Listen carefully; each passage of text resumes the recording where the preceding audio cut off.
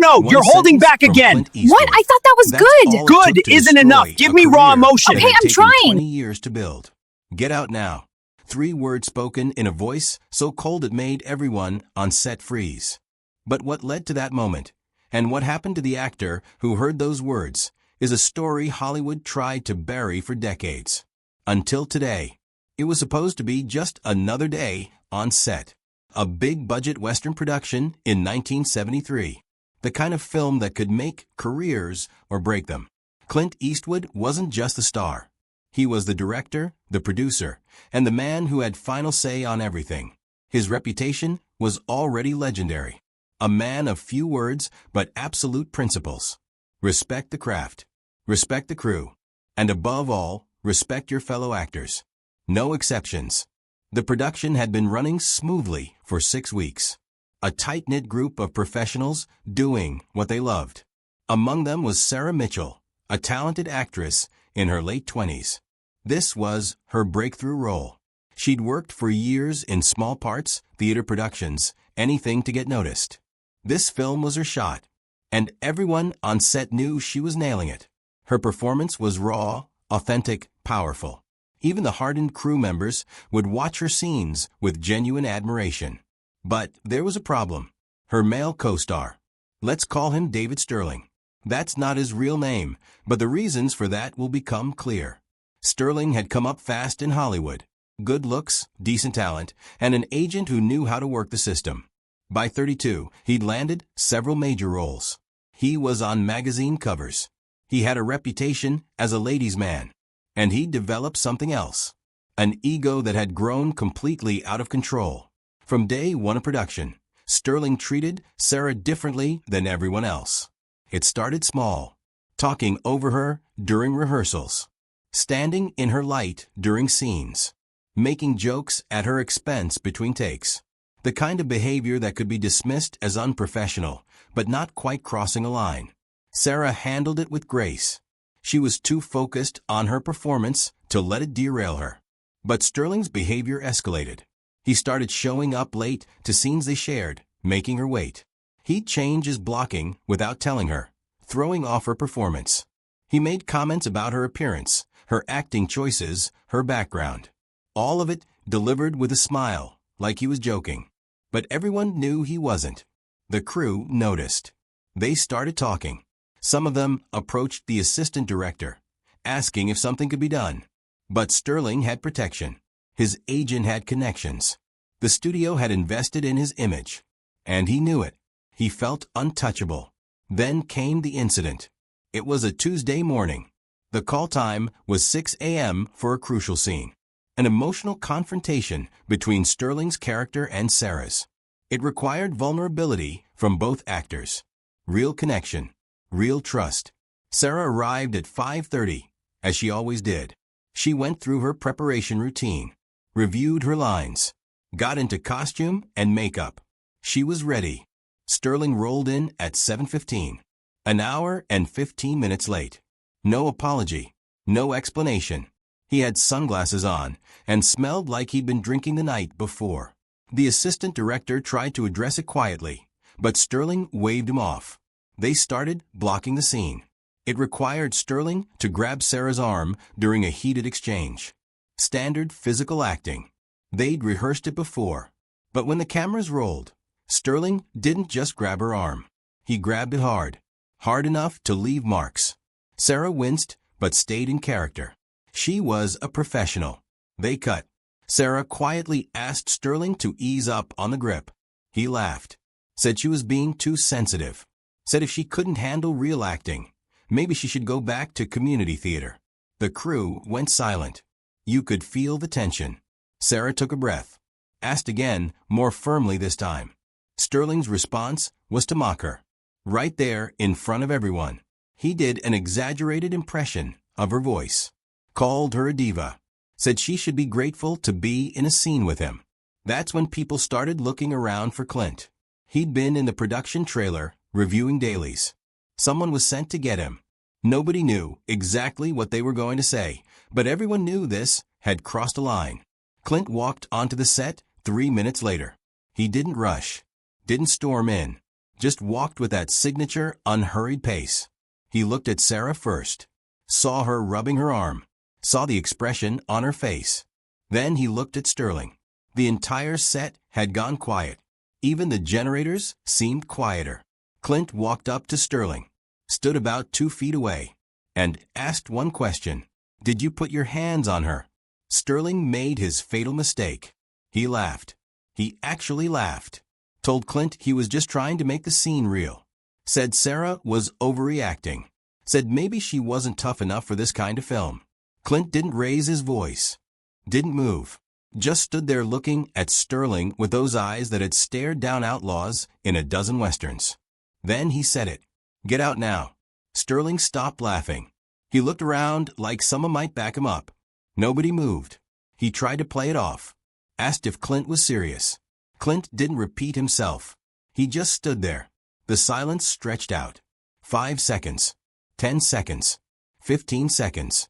Finally Sterling said something about talking to the producers. About his contract. About his agent. Clint's response was simple. "You can walk to your trailer and collect your things, or security will escort you. Your choice." Sterling chose to walk. He tried to maintain some dignity, but everyone saw his hands shaking. He muttered something under his breath about this being a mistake. About lawyers. About how Clint would regret this. He was wrong on all counts. Within an hour, Sterling was off the lot. Within 4 hours, his agent had been informed. Within 24 hours, the news had spread through Hollywood like wildfire. Not through press releases or tabloids. Through the network that really matters in the industry. The crew members. The assistants. The people who actually make films happen. And when they talk, people listen. The studio initially tried to protect their investment. Sterling's agent demanded meetings. Threatened legal action. Pointed to Sterling's contract. But Clint had something more powerful than a contract. He had integrity, respect, and 30 years of never compromising on either. He told the studio executives exactly what happened. Told them he had 40 witnesses. Told them he'd walk away from the production if they tried to bring Sterling back. The film had Clint Eastwood's name attached as star and director. Sterling was replaceable. The math was simple. The studio backed Clint. Sterling's part was recast within a week. An actor named James Whitmore Jr. took the role. He was professional, respectful, and grateful for the opportunity. The film went on to be a commercial and critical success. Sarah Mitchell's performance earned her an Oscar nomination. It launched a career that would span 3 decades. She later said in an interview that Clint Eastwood saved more than just her role that day. He saved her belief that integrity still mattered in Hollywood. But what happened to David Sterling? This is where the story gets darker, and where Hollywood's unwritten rules showed their real power.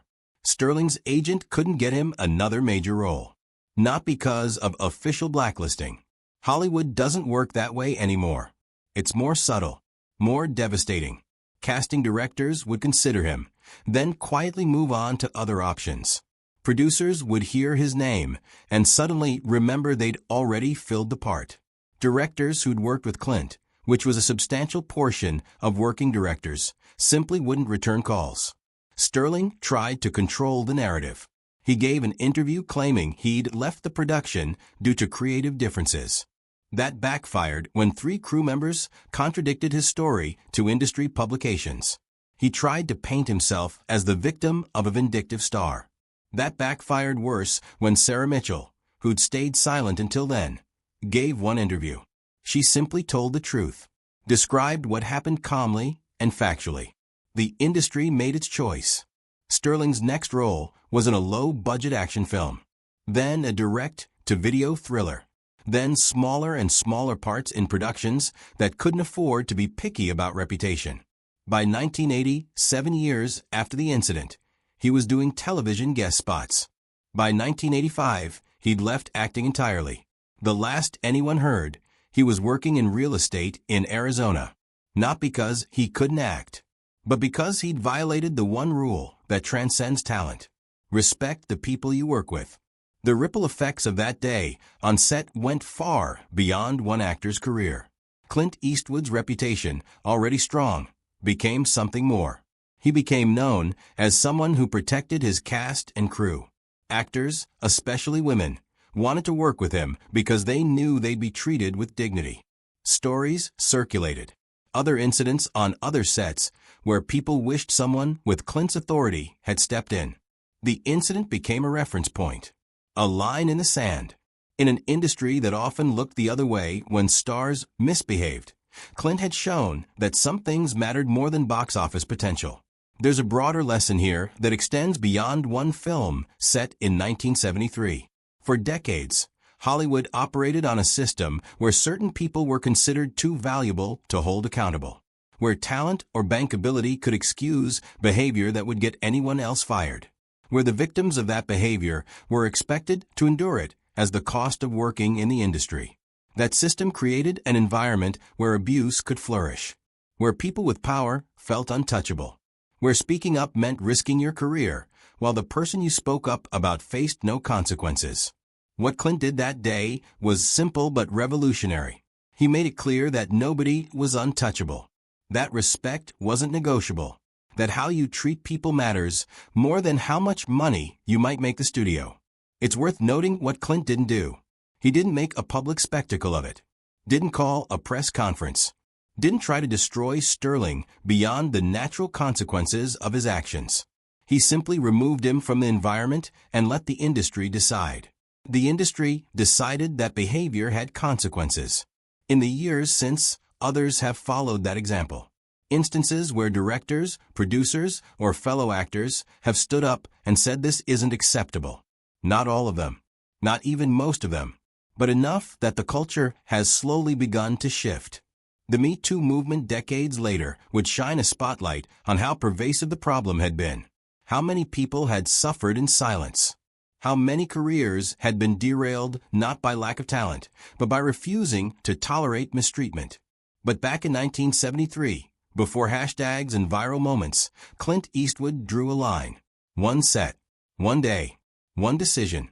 There's an interview Clint gave years later where someone asked him about his directing philosophy. He said something that stuck with people. He said a film set should be a place where everyone from the star to the person holding a cable feels valued, where everyone knows their contribution matters, where people treat each other like professionals, because that's what they are. He never mentioned the Sterling incident specifically. He didn't have to. Everyone knew what he was talking about. Sarah Mitchell worked with Clint 2 more times over her career. She said he never brought up that day, never referenced it, never used it to take credit or make himself look good. He'd simply done what needed to be done and moved on. That might be the most telling part of the whole story. For Clint, it wasn't about being a hero. It wasn't about making a statement. It was about maintaining a standard. The same standard he applied to himself. Show up on time.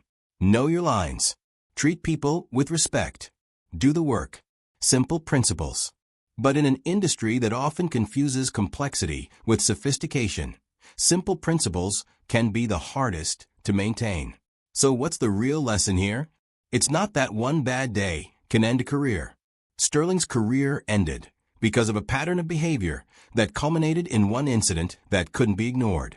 It's not that Clint Eastwood has some special power to blacklist people.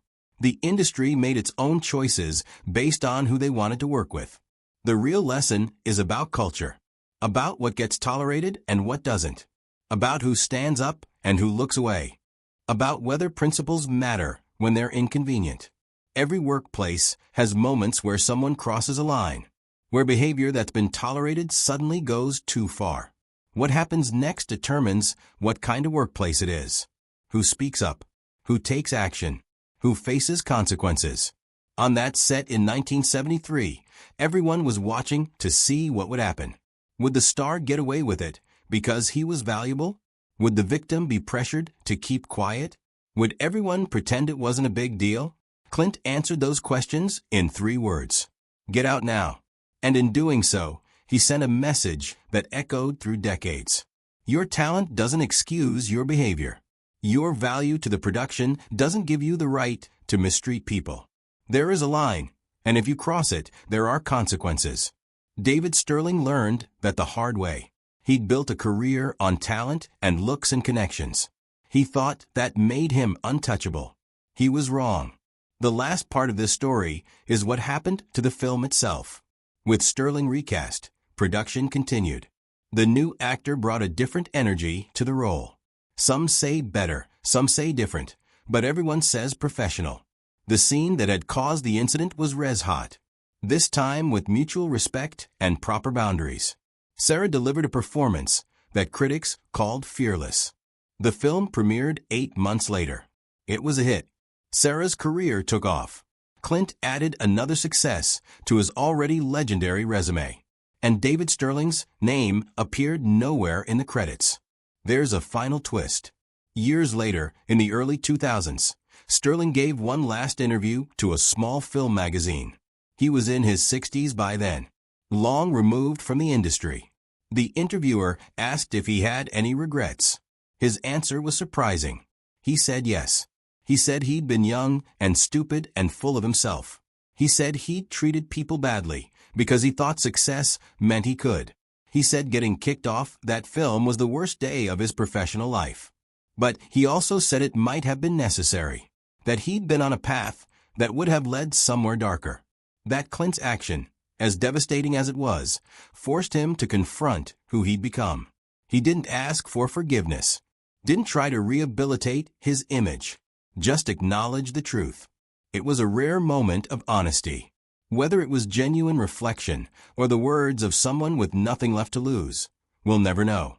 But it added a layer of complexity to a story that could easily be painted as simple good versus evil.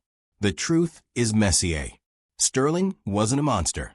He was a talented actor who let success corrupt his character, who forgot that other people weren't supporting characters in his story, who learned too late that how you treat people matters. Clint wasn't a superhero. He was a director maintaining professional standards on his set, who happened to have the authority and integrity to enforce those standards when it mattered. And Sarah wasn't a helpless victim.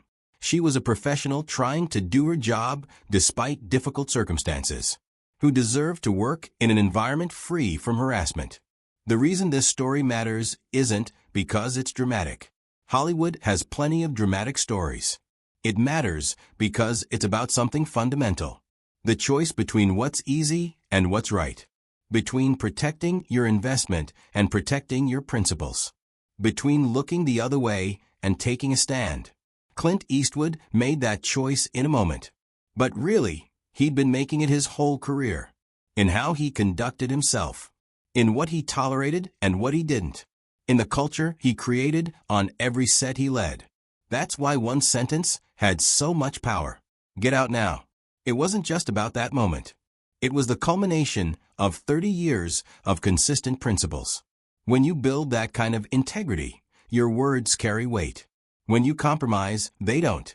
Every person watching this has been in a situation where someone crossed a line, where you had to decide whether to speak up or stay silent, whether to confront the behavior or let it slide, whether to risk conflict or maintain peace. Those moments define who we are, not in the abstract, not in theory, but in the specific instant when we choose what to do. This story challenges us to ask what we would have done. If you were a crew member watching Sarah be mistreated, would you have said something? If you were the assistant director, would you have escalated it? If you were another actor on set, would you have stood up for your colleague? And if you were in Clint's position with the authority to act, would you have risked the production to defend a principle? These aren't easy questions. There are careers to consider, relationships to maintain, practical realities to navigate. But at some point, the questions become simpler. What kind of person do you want to be? What kind of workplace do you want to create? What will you tolerate and what won't you? David Sterling's career ended because he got those answers wrong. Clint Eastwood's legend grew because he got them right. The film succeeded because principles and professionalism created better work than ego and entitlement ever could. 40 years later, people still tell this story. Not because it's the most dramatic thing that ever happened in Hollywood, but because it represents something people want to believe. That integrity matters. That actions have consequences. That treating people with respect isn't weakness, it's strength. In an industry built on illusion, that day on set was brutally real. No scripted dialogue. No second takes. Just human beings making choices and living with the results. One actor chose to believe his status made him untouchable. He was wrong. One director chose to enforce standards even when it complicated his production. He was right. One actress chose to stand up for herself despite the risk. She won. And everyone watching chose what lessons to take from it. Some learned that power unchecked leads to destruction. Some learned that standing up for others defines character. Some learned that the culture you create matters more than any individual project. The story of that day has been told many ways over the years. Some versions make Clint more heroic. Some make Sterling more villainous. Some add dramatic details that probably didn't happen. But the core truth remains. Respect matters. Dignity matters. How you treat people when you have power over them reveals who you really are. 3 words. Get out now. They ended a career. They protected an actress. They set a standard. And they reminded an entire industry that some things are more important than box office returns. If you believe that integrity and respect should matter in every workplace, that people should face consequences for how they treat others, and that standing up for what's right is worth the cost, then this story is for you. Share it. Let people know that even in Hollywood, even decades ago, someone drew a line and refused to cross it. Because the world needs more people willing to say, "Get out now," when someone crosses the line. More people willing to risk convenience for principle. More people who understand that how we treat each other isn't secondary to our work, it is our work. Clint Eastwood understood that. Sarah Mitchell deserved that. And David Sterling learned it the hardest way possible. The question is, what will you do when your moment comes?